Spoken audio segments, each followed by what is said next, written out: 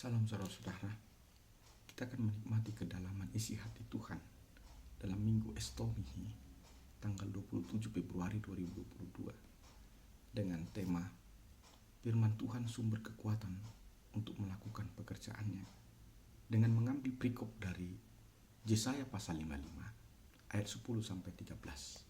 Saudara-saudaraku, saya akan bacakan perikopnya untuk kita. Beginilah firman Tuhan.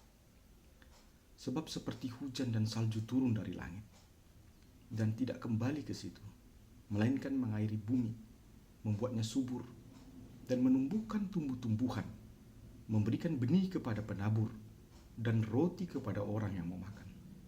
Demikianlah firmanku yang keluar dari mulutku.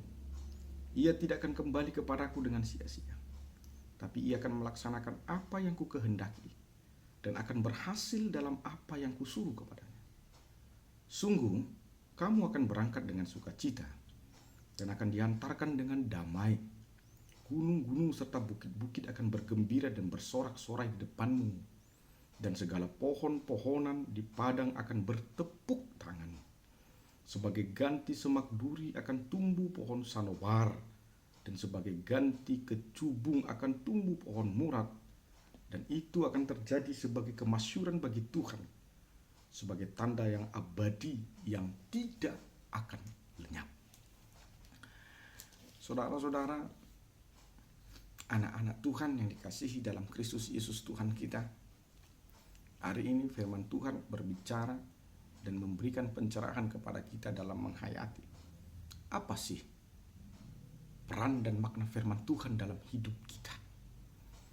Apa benar kita membutuhkan firman Tuhan dalam segala aspek-aspek kehidupan kita?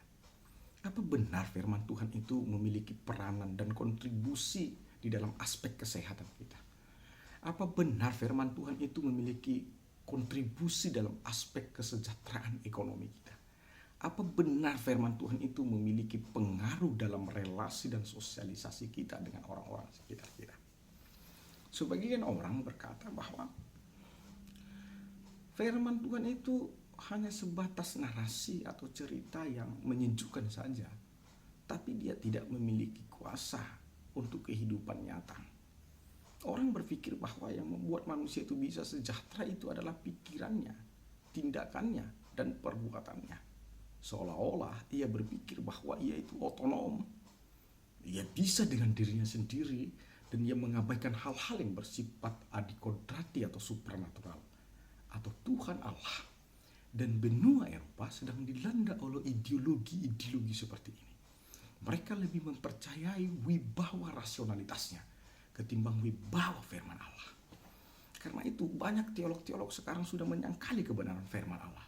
Ketika firman Allah berkata bahwa alam semesta ini adalah ciptaan Tuhan, mereka berkata tidak, alam semesta ini adalah terjadi secara evolutif.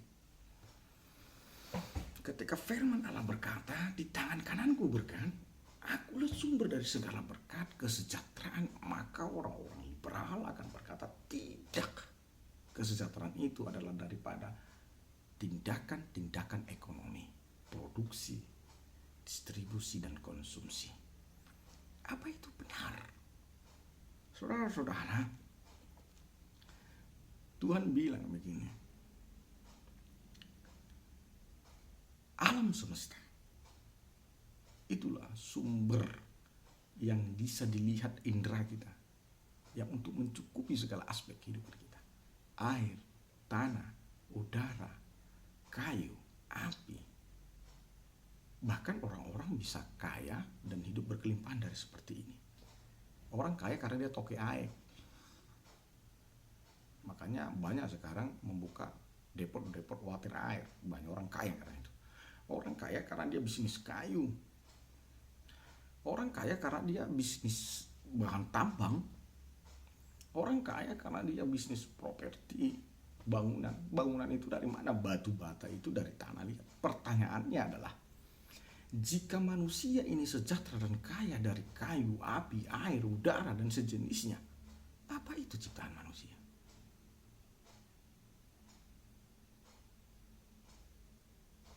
Tidak. Artinya ada oknum, ada kausa prima, ada penyebab pertama Dan karena penyebab pertama itu, kita hidup dalam berkecukupan.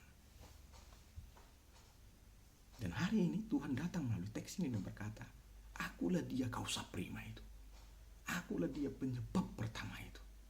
Karena itu Tuhan berkata, salju, langit, bumi, air, tumbuh-tumbuhan, semua itu adalah buatan Tuhan.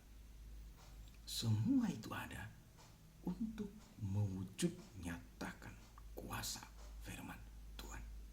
Apakah saudara percaya kan itu? Kalau saudara tidak percaya, tidak apa. Saudara boleh tidak percaya, itu hak saudara. Tapi saudara tidak boleh menghina firman ini. Atau menghina orang yang percaya kepada firman ini. Tapi jika saudara percaya, maka buka dengar telingamu baik-baik. Tuhan bilang begini, segala sesuatu yang terjadi di dunia ini bukan sebuah proses kebetulan, bukan sebuah proses evolusi yang kebetulan, bertemunya molekul dengan molekul, bertemunya zat dengan zat, atau sebuah hibrid, sebuah molekul atau zat yang mengalami hibriditas atau berdialektika lalu membentuk zat baru dan menjadi sebuah benda-benda baru. Tidak. Tapi semua itu terjadi karena Tuhan. Firman Tuhan. Dalam Yohanes 1 ayat 1 dikatakan, pada mulanya adalah firman, firman itu bersama-sama dengan Allah dan firman itu adalah Allah. Sebagian agama mengatakan bahwa Allah dan firman-Nya itu berbeda. Dia berkata bahwa Allah ya Allah. Perkataan Allah ya tidak Allah, tapi itu firman Allah. Jadi ada perbedaan wibawa antara Allah dan firman-Nya. Tetapi dalam agama Kristen, dalam kepercayaan kita, Allah itu adalah firman-Nya. Dan melalui firman-Nya lah maka kita mengenal Allah. Kalau Allah tidak berfirman, maka kita tidak akan bisa mengenal Allah. Dari mana kita mengenal Allah? Dari firman-Nya. Dari mana kita tahu bahwa Allah itu ada? Dari firman-Nya. Artinya firman Allah adalah Allah yang bisa kita indra. Karena firman itu dalam bahasa Ibrani disebut daparim, dalam bahasa Yunani disebut logos, suara, sesuatu yang bisa diindra oleh manusia, sesuatu yang bisa didengar oleh manusia, baik melalui batin dan pikiran atau melalui perkataan Nabi. Tetapi sesuatu yang bisa kita dengar.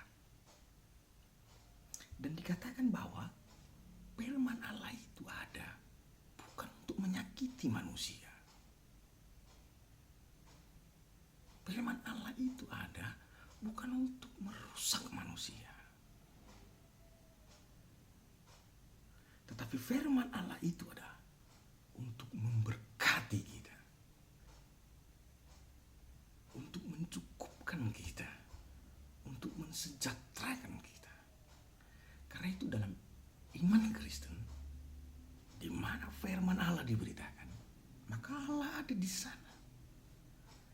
Jadi ketika saudara mengharapkan hadirat Tuhan terjadi dalam hidupmu, jika saudara mengharapkan kuasa dan mujizat Tuhan hadir dalam hidupmu, maka saudara harus menghadirkan firman Allah dalam hidupmu. Di mana firman Allah engkau ingat, maka di situ Allah akan ada bersama-sama pikiran. Saat engkau terjatuh dalam kecelakaan, dan dalam kecelakaan itu engkau mengingat firman Allah, maka saat itu Allah bersama-sama denganmu dalam kecelakaan itu dan terciptalah pertolongan. Kenapa? Karena Tuhan berkata bahwa segala perkataanku yang keluar dari mulutku, firman Tuhan dalam ayat 11, ia tidak akan kembali dengan sia-sia. Dikatakan di sana. Tetapi ia akan melaksanakan apa yang kukehendaki dan akan berhasil dalam apa yang kusuruh kepada. Teks ini memang tidak mengatakan bahwa keberhasilan firman Allah itu seperti makan cabai, di situ digigit, di situ pedasnya. Teks ini tidak menerangkan bahwa firman Allah itu tingkat keberhasilannya itu cepat. Artinya teks ini tidak berbicara soal cepat atau lambat, tapi teks ini berkata bahwa firman itu pasti akan terjadi. Entah itu cepat, entah itu lambat, iya itu urusan Tuhan. Tapi firman itu akan terjadi. Saudara-saudara, rangkuman firman Allah yang sampai kepada kita adalah di dalam Alkitab ini. Saya pikir hampir semua nubuatan telah tergenapi. Nubuatan dari para nabi-nabi, nubuatan dari para imam, nubuatan daripada rasul-rasul, nubuatan daripada Yesus. Tinggal satu lagi. Dan itu yang kita tunggu sekarang. Apa itu? Parusia. Kedatangan Yesus yang kedua kali dan sekaligus sebagai akhir zaman atau penghakiman dunia ini. Karena itu saudara-saudaraku, jika Alkitab dalam kitab Kejadian mengatakan bahwa firman Allah itu adalah sumber dari segala sesuatu. Firman Allah itu adalah causa prima dari creato ex nihilo. Maksudnya adalah firman Allah itu adalah penyebab pertama dari penciptaan yang tidak ada menjadi ada. Dan firman itu adalah creato continua, yang maksudnya adalah firman Allah itu adalah pencipta yang dari ada untuk menjadi ada. Jadi tanpa firman Allah, kita tidak akan mungkin bisa melihat hal-hal yang baik di dunia ini. Karena kebaikan Allah itu tampak melalui firman-Nya. Jadi saudara-saudara, belajarlah kita untuk menghormati, menghargai dari firman Allah. Saya sarankan kepada saudara-saudara, sahabat-sahabatku, anak-anak Tuhan, sesibuk apapun kita, selemah apapun tubuh kita sekarang, saya sarankan kita harus tetap punya waktu untuk membaca Alkitab. Karena di dalam Alkitab termaktub dan di sana tersimpan firman Allah. Yang melalui firman Allah itu solusi yang kau butuhkan dalam problematika hidupmu. Jalan keluar dari kebutuhan hidupmu ada di sana. Karena firman Allah itu pasti akan berhasil. Karena jangan sembarangan kepada firman Allah. Mungkin ketika firman itu dikatakan kepadamu, dia belum menjelma menjadi realitas. Tapi dia akan menjadi realitas melalui peristiwa-peristiwa yang terjadi dalam hidup. Karena cara kerjanya Allah itu nggak sama dengan cara kerjanya di dunia ini. Cara kerjanya Allah itu adalah sebuah proses. Berbeda dengan cara kerja dunia ini yang instan-instan. Dan memang dunia ini sendiri memang harus menggunakan cara yang instan. Kenapa ya? Karena kualitasnya kalah dengan kualitas Allah. Dan memang dunia ini tahu manusia suka instan-instan. Karena itu hal-hal yang dari setan akan instan-instan. Jadi yang instan bukan menunjukkan kualitas, tapi dia itu adalah sebuah semacam promosi. Jadi setan gak akan pernah bisa menang dalam kualitas, tapi setan itu jago dalam entertain maksud saya. Dia jago dalam promosi. Dan biasanya memang sesuatu yang instan itu jauh dari kualitas. Pertobatan yang instan itu pun biasanya rapuh ya. Baru kemarin dia masih kita kenal penjudi, perampok. Ya seminggu kemudian lo jadi pengkhotbah. Setahun kemudian udah jadi pemabuk lagi. Sifat Allah itu atau sesuatu yang datang Allah itu dia harus berproses.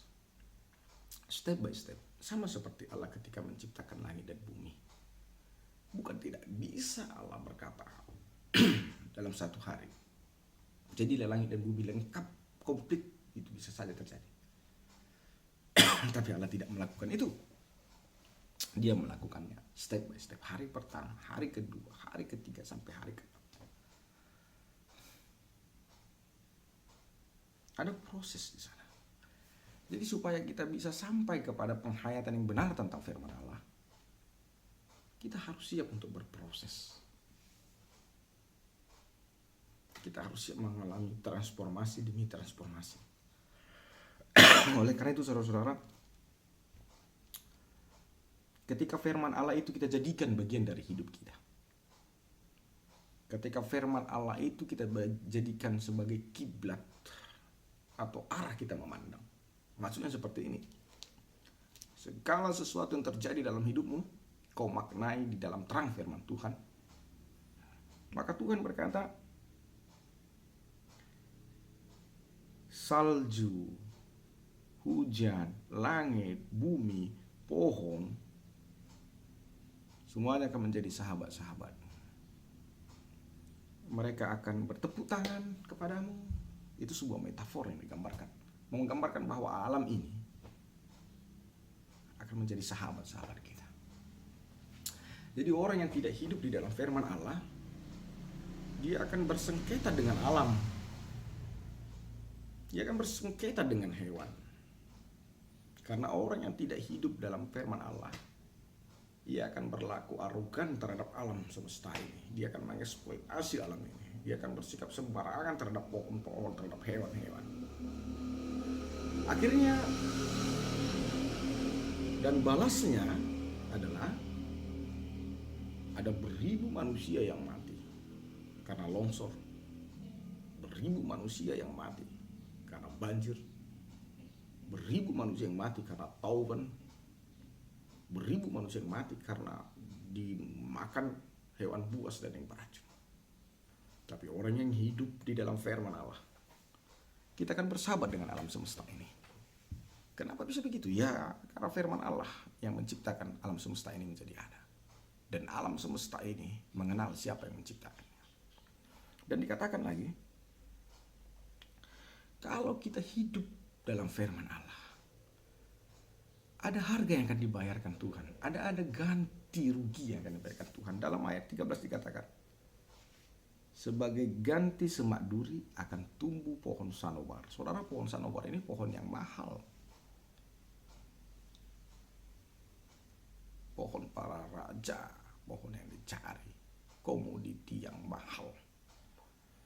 Dan dikatakan lagi sebagai ganti kecubung akan tumbuh pohon murang. Ini juga pohon yang mahal. Dan pohon yang langka. Hanya orang-orang pembesar yang sering memakai ini menjadi alat perabotnya. Dan dikatakan dan itu akan terjadi sebagai tanda kemasyhuran bagi Tuhan. Dalam ayat 13 ini kita bisa pahami, saudara. Tuhan tahu akan ada kesulitan yang kita hadapi ketika kita melakukan firman-Nya. Ada tantangan, ada kesakitan yang kita hadapi ketika kita melakukan firman-Nya. Tuhan tahu. Tapi Tuhan janjikan begini kepada kita. Kalau engkau tetap setia melakukan firman-Nya, di tengah-tengah arus tantangan itu, di tengah-tengah arus pencobaan, Allah akan memperhitungkan setiap air mata yang tertetes dari mata kita ketika kita harus menangis karena melakukan firman Tuhan. Mungkin kita diejek-ejek.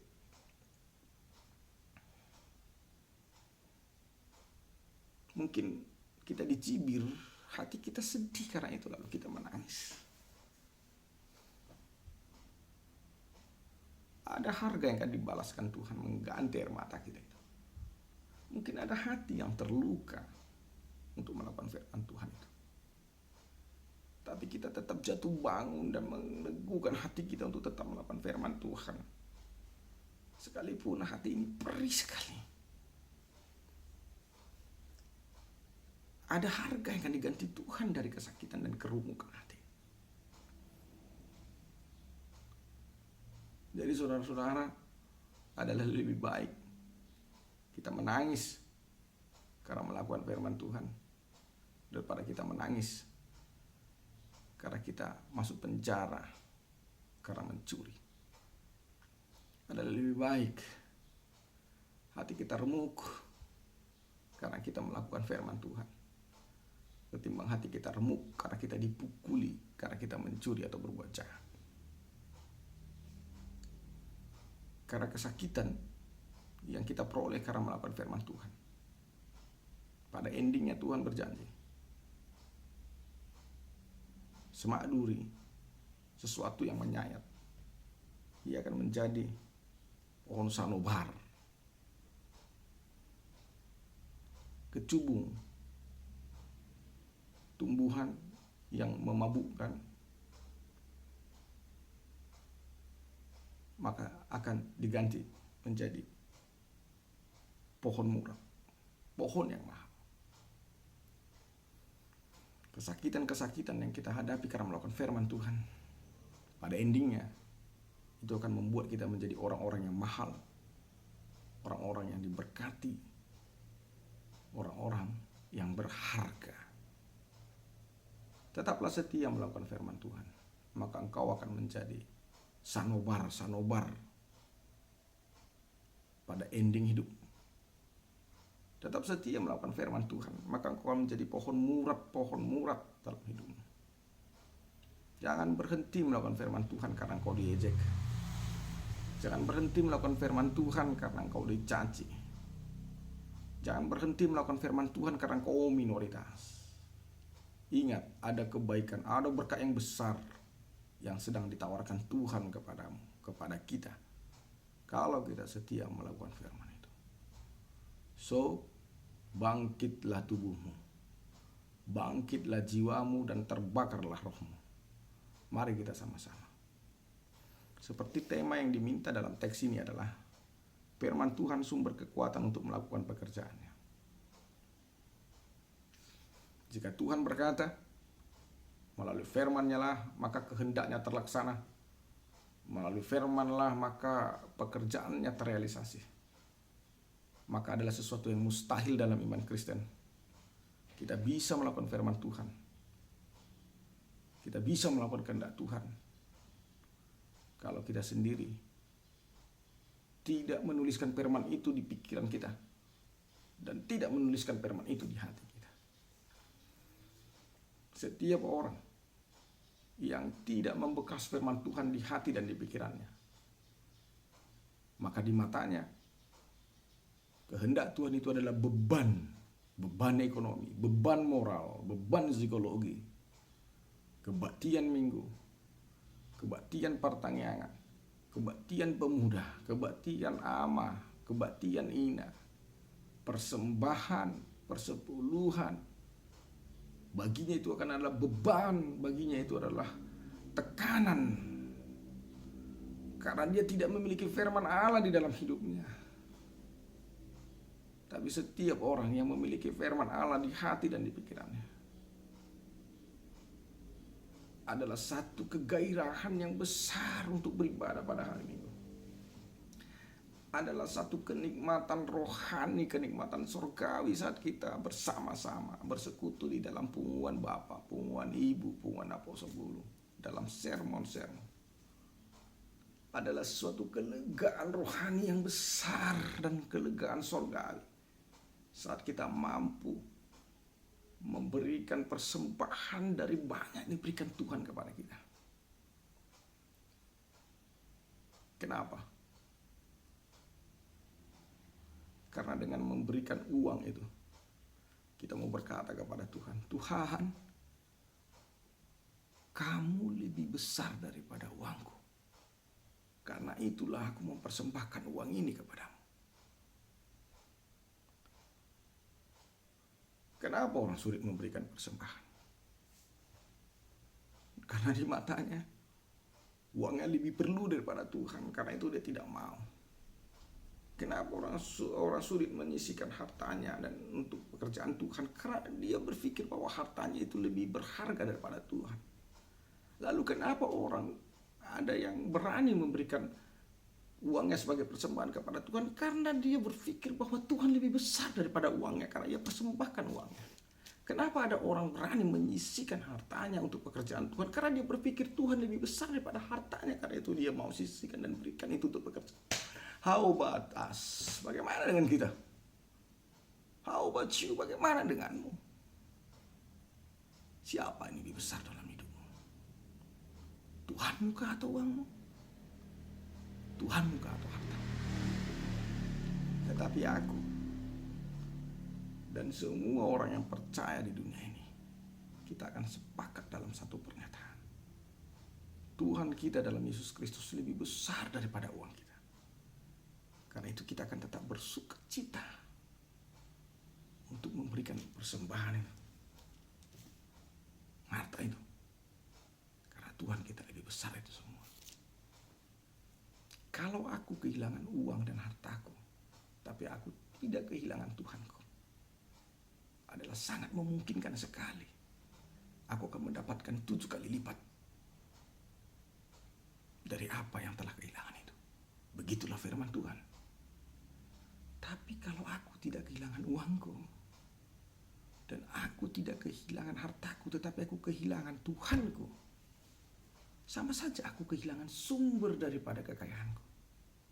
Maka dengan cara yang seksama, step by step, semuanya akan kehilangan.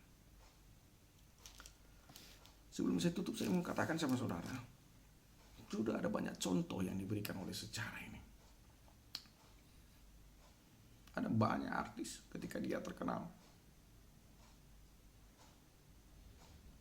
lalu ketika di puncak terkenal itu dia menjual Tuhannya. Lalu apa yang terjadi? Dengan cara yang seksama, Tuhan ambil itu semua. Pertama, Tuhan ambil kepopulerannya lebih dahulu. Dia masuk penjara terlibat kasus korupsi. Setelah itu, Tuhan ambil kebahagiaannya yang memang Tuhan yang punya itu. Orang yang dicintainya, dan karena orang itu dia meninggalkan Tuhannya, Tuhan ambil nyawanya, putus.